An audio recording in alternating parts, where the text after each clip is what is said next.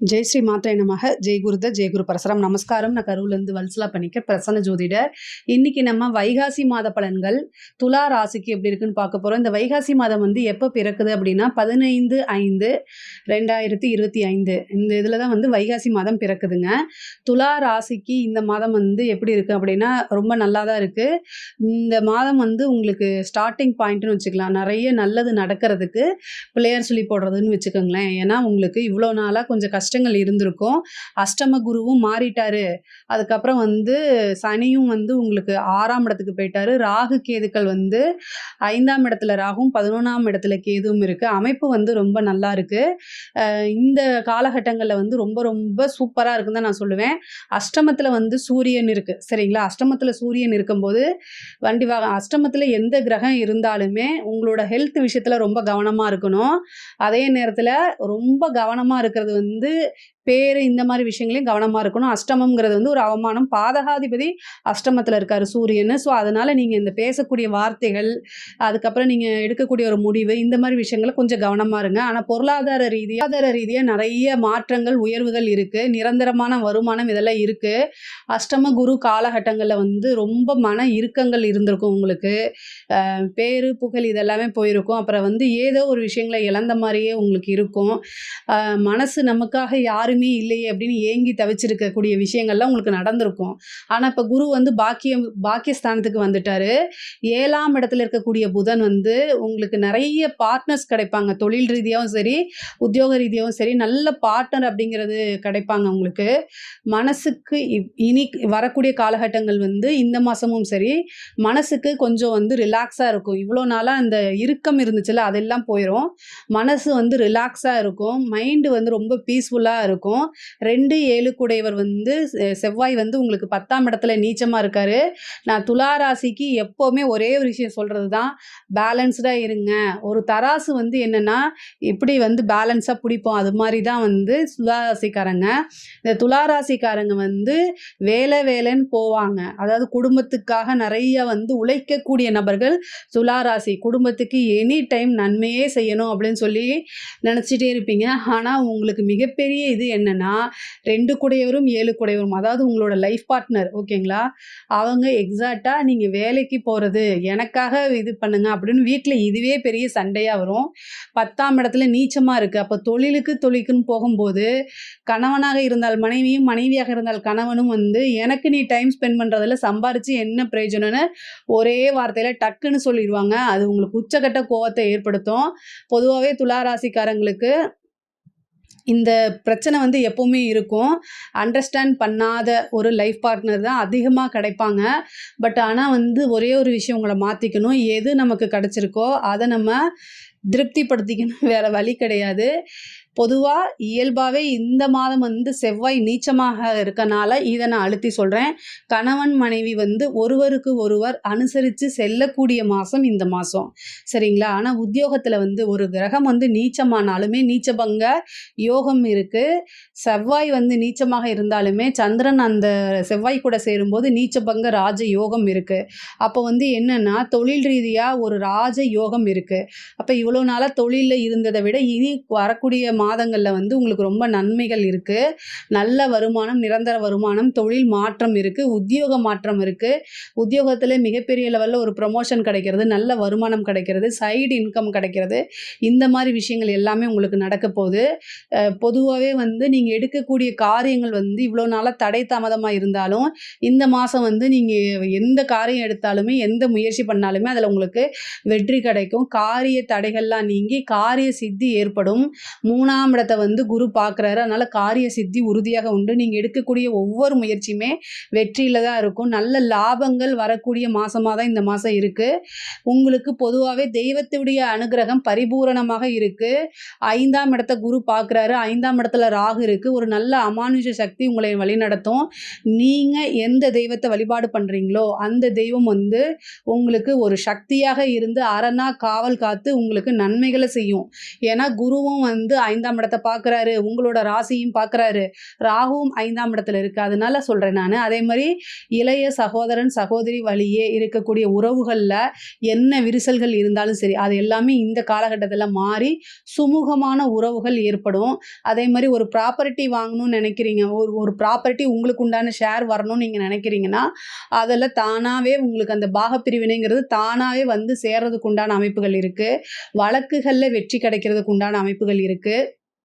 பொதுவாவே மூத்த சகோதரன் அல்லது சகோதரியோ அவங்களுடைய தேக ஆரோக்கியத்துல கவனமாக இருக்கணும். அவங்களுடைய சுமூகமான உறவுகள் ஏற்படாது. சண்டை சச்சரவுகள், பிரிவினைகள் இதெல்லாம் வரதுக்கு உண்டான அமைப்புகள் இருக்கு. பொதுவா தந்தையுடைய தேக ஆரோக்கியத்துல கவனமாக இருங்க. அவருக்கு மருத்துவ செலவு பண்ற மாரி இந்த காலகட்ட சூழ்நிலைகள்ல இருக்கு. அதனால ரொம்ப கவனமாக இருங்க. தந்தை வழி சொத்துக்கள் வரதுக்கு உண்டான அமைப்புகள் இருக்கு.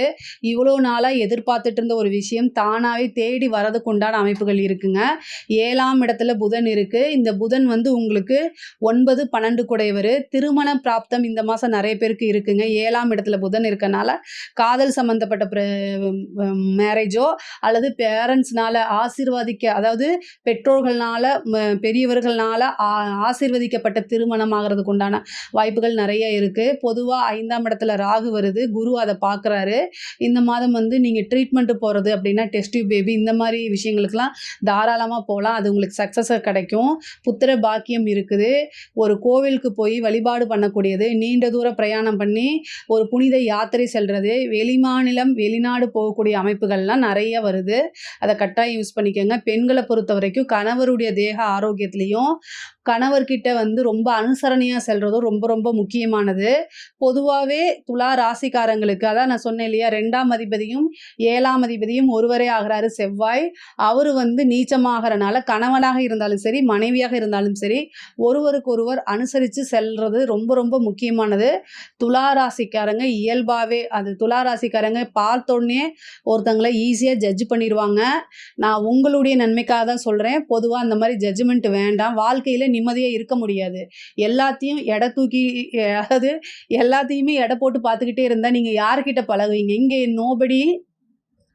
யாருமே கரெக்டான ஆள் இல்லையா? ஸோ அதனால எல்லாத்துலயுமே நீங்க பெர்ஃபெக்ஷன் எதிர்பார்த்தீங்கன்னா, வாழ்க்கையில உங்களுக்கு தோல்வியும், தனிமையும் மட்டும் தான் மிஞ்சும். அதனால அந்த எடை போடுறத அந்த மிஷின மனசுலேருந்து தனியா ஓரமா வச்சுருங்க.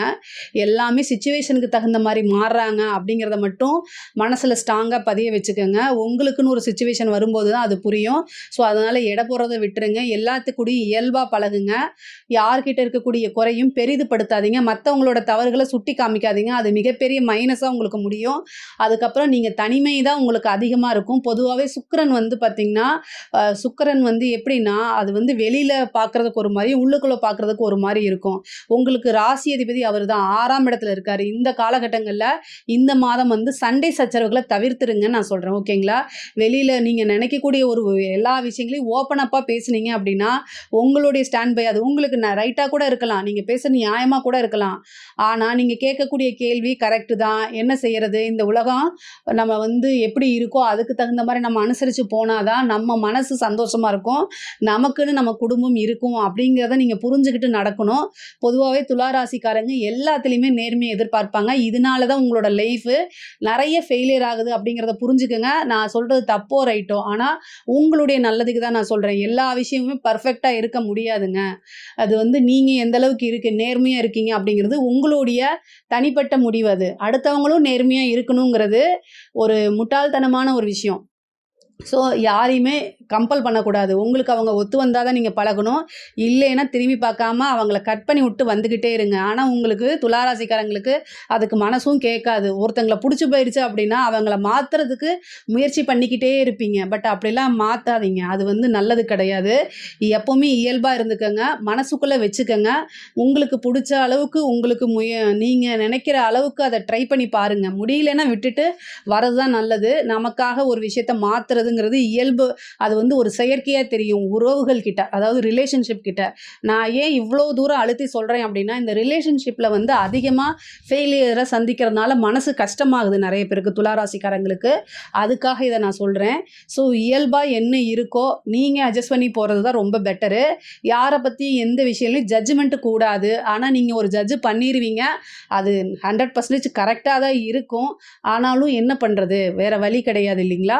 ஒருத்தங்கள நம்ம வந்து புடிச்சிருக்கு அப்படின்னா, அவங்களுக்காக நம்மளுடைய இயல்ப மாத்தவும் கூடாது. அதே மாரி நமக்காக அவங்கள மாத்த சொல்லவும் கூடாது. இப்படி ஒரு உறவுகள் இருந்தா தான் அது வந்து சரிசமமா போகும். இந்த தராசு வந்து எப்படி பேலன்ஸ்டா நிக்குது. அதத்தான் நான் எப்பவுமே உங்களுடைய ராசிக்கு சொல்றது. அத வந்து பின்பற்றுனீங்கன்னா, உங்களோட வாழ்க்கையில எப்பவுமே சங்கடங்களே இருக்காதுங்க. நீங்க ரொம்ப கஷ்டப்படுறீங்க. அது யாருக்காகன்னா, உங்களுடைய குடும்ப நபர்களுக்காக. அத புரியணும் அப்படின்னா, அவங்க கூட டைம் ஸ்பெண்ட் பண்ணணும். அவ்வளோதாங்க. இது ரொம்ப ரொம்ப சிம்பிள். இது மாரி செஞ்சுட்டீங்க அப்படின்னா, நீங்க கடவுளுடைய அனுக்கிரகம் இயற்கையாவே உங்களுக்கு கிடைச்சிரும். அதனால தனிப்பட்ட முறையில பிரார்த்தனைக்குன்னு டைம் ஒதுக்க வேண்டாம். இயல்பாவே அது உங்களுக்கு இருக்கனால, உங்களோட லைஃப் ரொம்ப சந்தோஷமாவும், நிம்மதியாவும் போணும்.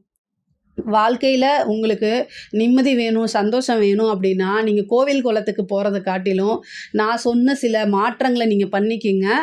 அது வந்து இல்லைங்க, நீங்க சொல்றது தப்பு தானே அப்படிங்கிறீங்க. சில விஷயங்கள் வந்து தப்பு தான் நமக்கு மனசு சந்தோஷம் குடுக்கும். எல்லா விஷயத்துலயும் கரெக்ட்டா இருக்க முடியாது. எல்லாத்துலயும் உண்மையே பேசுறீங்க. உங்க வீட்ல வந்து கஷ்டப்பட்டு உங்க ஒய்ஃப் வந்து உங்களுக்கு சமைச்சு குடுக்குறாங்க. அது நல்லா இல்ல அப்படின்னாலும், பரவால்ல அப்படின்னு சொல்லிட்டு போயிட்டீங்கன்னா பிரச்சனை இல்ல. ஆனா நல்லா இல்லன்னா, நல்லாவே இல்ல. இதெல்லாம் என்ன சாப்பாடான்னு நீங்க கேட்டுட்டீங்கன்னு வச்சுக்கோங்க. அவ்வளோதான். உங்களுக்கு லைஃப்ல அடுத்தது எப்ப சாப்பாடு கிடைக்குன்னே சொல்ல முடியாது. அந்த மாரி ஏன் சிரிச்சுட்டே சொல்றேன்னா, இதெல்லாம் நடக்குது. துலா ராசிக்காரங்களுக்கு இது நெறைய நடந்துட்டு இருக்கு.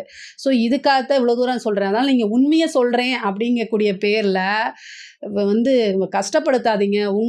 உங்களுக்கு பார்ட்னர், லைஃப் பார்ட்னரா இருந்தாலும் சரி, பிசினஸ் பார்ட்னரா இருந்தாலும் சரி, எதிர்பார்ப்புகள குறைச்சுக்கிட்டு பேச்சுகளையும் ரொம்ப குறைச்சிட்டீங்கன்னா, ரொம்ப சூப்பரா இருப்பீங்க. படிக்கக்கூடியவங்களுக்கெல்லாம் படிப்புல நல்ல முன்னேற்றம், நல்ல மார்க் எடுத்து அடுத்த உயர்கல்விக்கு போறதுக்கு உண்டான அமைப்புகள் இருக்கு. உயர்கல்வி முடிச்சவங்கலாம் ஒரு தொழிலோ அல்லது வேலைக்கோ போறதுக்கு உண்டான அமைப்பு இருக்கு. வெளிநாடு, வெளிமாநிலம் போகக்கூடிய அமைப்புகள் நெறைய பேருக்கு இருக்குங்க. அரசாங்க துறையில இருக்கவங்களுக்கு ப்ரமோஷனு, அதே மாரி நல்ல சைடு இன்கம் இந்த மாரி விஷயங்கள்லாம் வரத்துக்கு வாய்ப்பு இருக்கு. பொதுவாவே 6ஆம் இடத்துல வந்து சனி இருக்கனால, உங்களுடைய பேறுகள், பாராட்டுகள்லாம் வந்து உங்களுடைய பேரு, அதாவது நீங்க பார்க்கக்கூடிய உத்தியோகம், வேலையெல்லாம் அங்கீகரிக்கப்படும். நெறைய பேத்துக்கு வந்து ஜாப் பெர்மனன்ட் ஆகுறதுக்கு உண்டானது, ப்ரமோஷன் வர்றது, நல்ல சேலரி இன்கிரிமென்ட் கிடைக்கிறது, வெளியூர், வெளிமாநிலங்களுக்கு வேலைக்கு போறது, இந்த மாரி விஷயங்கள் நடக்கும். ரொம்ப நாளா ட்ரான்ஸ்ஃபருக்கு நீங்க ட்ரை பண்ணிட்டு இருக்கீங்க, இடமாற்றத்துக்கு ட்ரை பண்ணிட்டு இருக்கீங்கன்னா, இந்த காலகட்டத்தில உங்களுக்கு அந்த இடமாற்றம் கிடைச்சிருங்க. பொதுவாவே இயல்பாவே வந்து குரு பலன் நல்லா இருக்கு, சனி பலன் நல்லா இருக்கு, ராகு கேது பலன் நல்லா இருக்கு. துலா ராசிக்கு இவ்வளோ நாளா இருந்த கஷ்ட காலங்கள் எல்லாம் போயிட்டு, இனி வந்து உங்களுக்கு சங்கடங்கள் மாறி சந்தோஷம் மட்டும் தான் நிலைத்திருக்க போது. சூரியன் அஷ்டமத்துல இருக்கனால பெண்கள் வந்து தங்களோட தேக ஆரோக்கியத்துல, கர்ப்பப்பை சம்பந்தப்பட்ட விஷயங்கள்லாம் ரொம்ப கவனமா இருக்கணும். கணவருடைய தேக ஆரோக்கியத்துல கவனமா இருக்கணும். மாங்கல்ய ஸ்தானமா இருக்குது. 11 கூடையவர் 8ஆம் இடத்துல இருக்காரு. நீங்க விரும்பக்கூடிய மனிதர்களே உங்களுக்கு தேவையில்லாத கெட்ட பேரை ஏற்படுத்தி கொடுக்கறதுக்கு வாய்ப்புகள் இருக்கு. கவனமாக இருங்க. ஒவ்வொரு செயலுமே வந்து நிறுத்தி நிதானமா செய்யுங்க. உறவுகள் தான் உங்களுக்கு ரொம்ப பெரிய மைனஸா இருக்காங்க. அது வந்து இயற்கை தான். ஆனாலும் அத வந்து அக்செப்ட் பண்ணிக்கிட்டு மூவ் ஆன் பண்ணி போயிருங்க. அதான் நல்லது. செல்ஃபா உங்கள மோட்டிவேட் பண்ணிக்கங்க. உங்களுக்கு கிரக சூழ்நிலைகள் ரொம்ப ரொம்ப நல்லா இருக்கு. மூத்த சகோதரனுடைய உறவுகள்ல வந்து பெரிய லெவல்ல இணக்கங்கள் ஏற்படாது. அதே மாரி ஒரு பெரிய இன்கம் இந்த மாசம் உங்களுக்கு உறுதியாக உண்டு. அரசியலுக்கெல்லாம் இது வந்து நல்ல ஒரு ஏற்றமான காலம் தான். உங்களுடைய பெயர், புகழ் எல்லாமே வளர்ச்சி அடையும். ஒரு நல்ல பதவிகள் கிடைக்கும். ஒரு பொறுப்பு கிடைக்கும். நல்ல காசு, பணம் சம்பாதிக்கிறதுக்கு உண்டான அமைப்பு இருக்கு. உங்களுடைய பேரெல்லாம் பெரிய லெவல்ல பேசப்படக்கூடிய வாய்ப்புகள் இருக்கு. பொதுவாவே கலைத்துறைக்கு சூப்பரா இருக்கு. துலா ராசியுடைய இதுல யாரெல்லாம் வந்து கலைத்துறையில இருக்கீங்களோ, அவங்களுக்கெல்லாம் இது மிகப்பெரிய பிரம்மாண்ட வளர்ச்சி அப்படின்னே சொல்லலாம். அமைப்பு ரொம்ப ரொம்ப நல்லா இருக்கு. செவ்வாய் வந்து நீச்சமாக இருக்கனால, இந்த காலகட்டங்கள்ல வரக்கூடிய ஒவ்வொரு வாய்ப்பையுமே யூஸ் பண்ணிக்கங்க. மிகப்பெரிய லெவல்ல வெற்றி அடைவீங்க. அடுத்தவங்களுக்கு போகக்கூடிய வாய்ப்பு உங்கள தேடி வரும். அவங்களுக்கு போகக்கூடிய வாய்ப்பு நமக்கு வருதே அப்படின்னு மனசுல எந்த சஞ்சலமும் வேண்டாம். உறுதியா நீங்க ட்ரை பண்ணுங்க. அதுதான் உங்களுடைய கெரியர்ல ஸ்டார்ட்டிங் பாயிண்ட் பெரிய லெவல்ல வெற்றி அடையறதுக்கு. இதுக்கப்புறம் நிரந்தரமான வெற்றி தான் உங்களுக்கு கிடைக்கும். பொதுவாவே துலா ராசிக்கு வந்து ரொம்ப ரொம்ப நல்லா இருக்கு. இது வந்து என்னன்னா இன்கம் இந்த மாசம் மாதம் ரொம்ப நல்லா இருக்குது. ரிலேஷன்ஷிப் கிட்ட மட்டும் ரொம்ப பொறுமை காத்து அமைதியாக இருந்து அட்ஜஸ்ட் பண்ணி பேசணும். வேறு எதுவுமே தேவையில்லை. இயல்பாகவே வந்து குருவோடைய அனுகிரகம் இருக்கனால எந்த ஃபால்ட்டுமே வராது. இதில் ஏதாவது சந்தேகங்கள் இருக்குது அப்படின்னா கமெண்ட்ஸில் கேளுங்க. கண்டிப்பாக நான் ஆன்சர் பண்ணுறேன். நம்மளுடைய சேனலை லைக் பண்ணுங்கள், ஷேர் பண்ணுங்கள், சப்ஸ்கிரைப் பண்ணுங்கள். நன்றி, வணக்கம்.